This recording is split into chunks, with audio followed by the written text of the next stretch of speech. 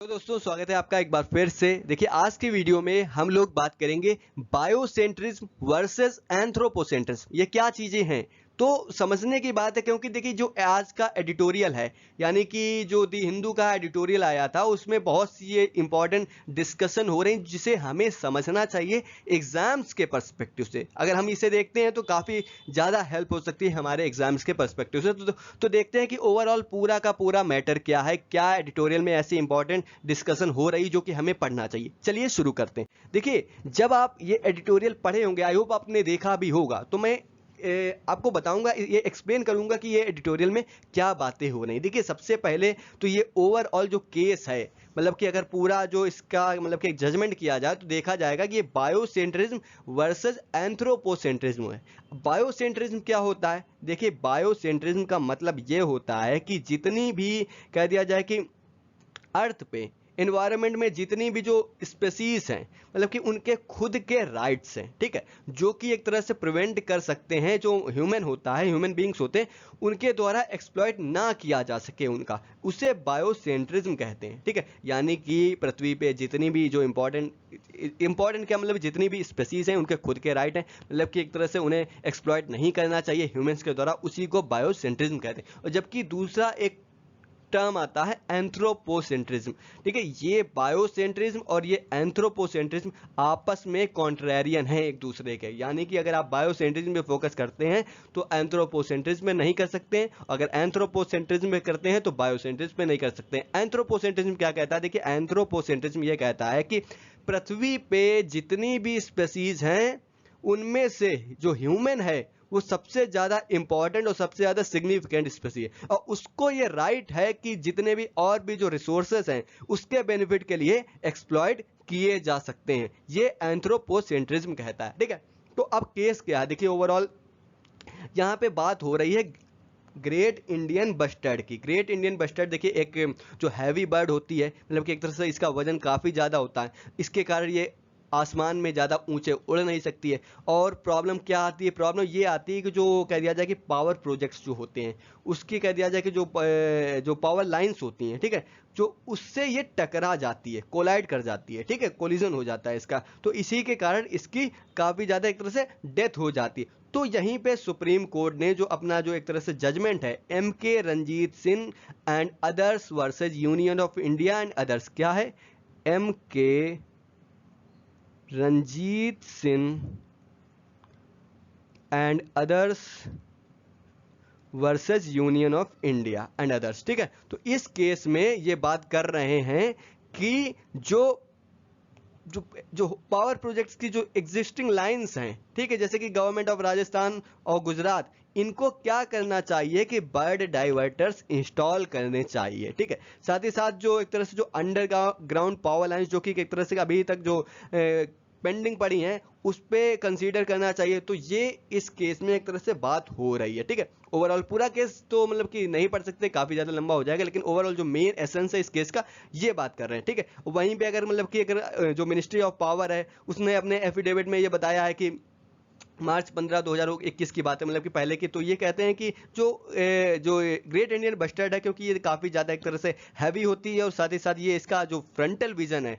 वो उसमें लैक करती है, तो इसी के कारण ये जो पावर लाइंस है उसके आगे मतलब कि डिटेक्ट नहीं कर पाती है और उससे टकरा जाती है। तो ये इस तरीके से उन्होंने बचाव में कहा है। ठीक है, तो अब यहाँ पे दो टर्म आ गए, मैंने बताया बायोसेंट्रिज्म, एंथ्रोपोसेंट्रिज्म। इसका एक केस और भी है, आपको बताते हैं, काफ़ी इंपॉर्टेंट केस है, आप उससे समझ जाएंगे कि ये प्रॉब्लम क्या हो सकती है। देखिए एक केस है स्नेल डार्टर केस। क्या नाम है? Snail darter case. देखिए ये यूएसए का केस है।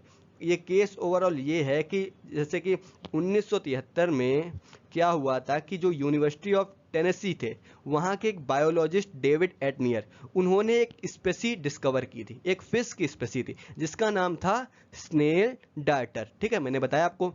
अब स्नेल डार्टर जो स्पेसी है फिर वो एक कह दिया जाए कि वो ग्रेवली थ्रेटेंड स्पीसीज है। ठीक है, मतलब कि एक तरह से जो बहुत ही ज़्यादा एक तरह से कह दिया जाए कि बहुत ही खतरे में रहने वाली जो स्पेसी, यानी कि एक तरह से एंडेंजर्ड स्पेसी है। ठीक है, अब प्रॉब्लम ये थी, प्रॉब्लम क्या थी कि वहाँ पे जो टेलिको रिजर्वॉयर प्रोजेक्ट चलाया जा रहा था। क्या प्रोजेक्ट चलाया जा रहा था? टेलिको रिजर्वॉयर प्रोजेक्ट। ठीक है, अब इस प्रोजेक्ट की प्रॉब्लम ये थी कि इस प्रोजेक्ट से ये जो स्पेसी है उसके लिए और भी खतरा बढ़ रहा था।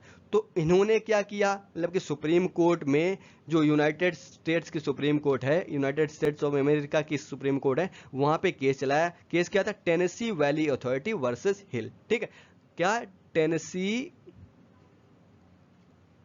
वैली अथॉरिटी वर्सेस हिल। ठीक है, ये इस केस में सुप्रीम कोर्ट ने ये बताया, क्योंकि snail darter specifically protected species है under national environment policy act, under national environment policy act के तहत, तो इस जो प्रोजेक्ट को चलाया जा रहा है ये आगे प्रोसीड नहीं किया जा सकता। ठीक है, तो ये ऐसा सुप्रीम कोर्ट ने बता दिया। लेकिन फिर यहाँ के एग्जीक्यूटिव ने क्या किया, एग्जीक्यूटिव ने देखिए कांग्रेस में एक नया नियम इनैक्ट कर दिया। वो नया नियम क्या था, देखिए ये उन्होंने ये बताया कि जो स्नेल डार्टर है उसको इन्होंने स्टैट्यूटरी प्रोटेक्शन यानी कि इस लिस्ट से बाहर कर दिया, इससे हटा दिया। अब इससे क्या हुआ, इससे प्रोजेक्ट प्रोग्रेस हो गया, लेकिन ये जो फिश थी, ये फिश की स्पीसी थी, ये सफर कर गई। तो इसी को हम लोग एंथ्रोपोसेंट्रिज्म कहते हैं। अब इससे नुकसान क्या होते हैं, इससे नुकसान ये होते हैं कि धीरे धीरे इससे क्या होगा, भले ही डेवलपमेंट हो जाएगा लेकिन आगे ये लॉन्ग टर्म सस्टेनेबल डेवलपमेंट नहीं होगा।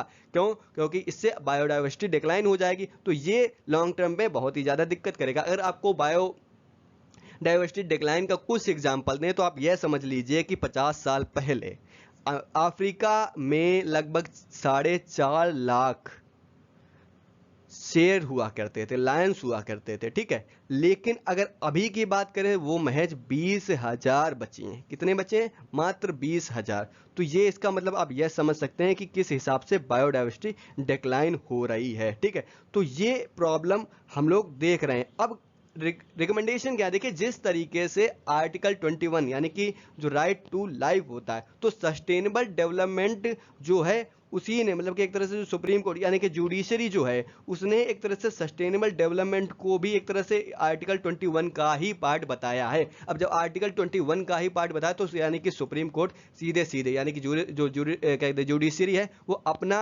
रोल इसमें सीधे सीधे निभा सकती है। अब बहुत से एक तरह से कह दिया जाए कि एग्जाम्पल्स भी देखे जा सकते हैं और भी कंट्रीज के, जैसे कि हम लोग देखते हैं कि नहीं, राइट टू लाइफ होता है, राइट टू एजुकेशन होता है, राइट टू हेल्थ होता है। उसी तरीके से एक जो नया लेजिस्लेशन धीरे धीरे मतलब कि इवॉल्व हो रहा है, वो क्या है, राइट ऑफ नेचर लॉस। क्या है, राइट ऑफ नेचर लॉस। इसका मतलब क्या है, यानी कि नेचर को प्रोटेक्ट करने के लिए राइट। ठीक है, अब देखिए इसका एग्जांपल हम लोग ये देख सकते हैं कि सितंबर 2008 में जो इक्वेडोर थी, क्या है, इक्वेडोर, ये ऐसी पहली कंट्री बन चुकी है वर्ल्ड में जिसने राइट ऑफ नेचर अपने कॉन्स्टिट्यूशन में एम्फेसाइज किया है, रिकॉग्नाइज किया है। ठीक है, तो ये ओवरऑल राइट ऑफ नेचर का मतलब कि एसेंस, मतलब कि महत्व तो हुआ किस तरीके से, और भी जो कंट्रीज हैं वो इस पे आगे आ रही हैं और धीरे धीरे और भी, जैसे कि बोलीविया है उसने भी राइट ऑफ नेचर लॉ अपने कॉन्स्टिट्यूशन में इनेक्ट किया है। बोलीविया दूसरा एग्जाम्पल है। सबसे पहला एग्जाम्पल कौन सा था, एग्जाम में हम लोग कोट भी कर सकते हैं इसको, मतलब कि एक तरह से अपने कहीं ना कहीं जो आंसर्स लिखते हैं उसमें हम लोग पुट कर सकते हैं। इसमें क्या है, इन सितंबर 2008 Ecuador became the first country in the world to recognize right of nature in the constitution। ठीक है, और दूसरा क्या है, बोलीविया, उसने भी इसे इनेक्ट किया। फिर नवंबर 2010 में हम लोग ये भी देखते हैं कि जो यूनाइटेड स्टेट्स की एक म्यूनिसिपैलिटी थी पेंसिल्वेनिया सिटी की, जो पेंसिल्वेनिया की जो सिटी पिट्सबर्ग, ठीक है, पिट्सबर्ग सिटी, उसने एक तरह से जो पहली ऐसी म्यूनिसिपैलिटी बनी, फर्स्ट मेजर म्यूनिसिपैलिटी बनी जिसने जो राइट्स ऑफ नेचर है उसको लागू किया। ठीक है, तो ये हम लोग एग्जांपल्स देख सकते हैं। तो यानी कि कहने का मतलब ये है कि किस तरीके से धीरे धीरे जो जुडिशरी है वो एक तरह से बायोसेंट्रिक प्रिंसिपल अपना एक तरह से अप होल्ड कर रही है, जिससे कि इसको प्रोटेक्ट किया जा सकता है। और ये रिकमेंडेशन भी किया है कि अगर जो एग्जीक्यूटिव है वो इस तरीके से सही तरीके से काम करे, सस्टेनेबल डेवलपमेंट के रूप में काम करे, तो ये आगे के फ्यूचर के लिए काफ़ी अच्छा रहेगा। आई होप आपको ये समझ में आया होगा, क्योंकि हमने यहाँ पे बहुत सारे इंपॉर्टेंट टॉपिक्स देखे, जैसे कि बायोसेंट्रिज्म बताया, एंथ्रोपोसेंट्रिज्म बताया कि और बायोडाइवर्सिटी डिक्लाइन क्या है, और ये जो MK रंजीत सिंह का जो केस है उसका मतलब कि कितना महत्व है। तो ये ओवरऑल हम कभी भी जैसे कि अपने एग्जाम की तैयारी करें, जैसे भी इसमें अगर क्वेश्चन आ जाता तो हम ये सारे जो एग्जाम्पल्स हैं वो देख सकते हैं और अपने आंसर को वैल्यूएबल बना सकते हैं। सो आई होप आपको समझ में आया होगा, आपको ये वीडियो अच्छी लगी होगी। अगर आपको वीडियो अच्छी लगी तो प्लीज़ हमारे चैनल को जरूर सब्सक्राइब करें। So have a nice day, thanks for watching.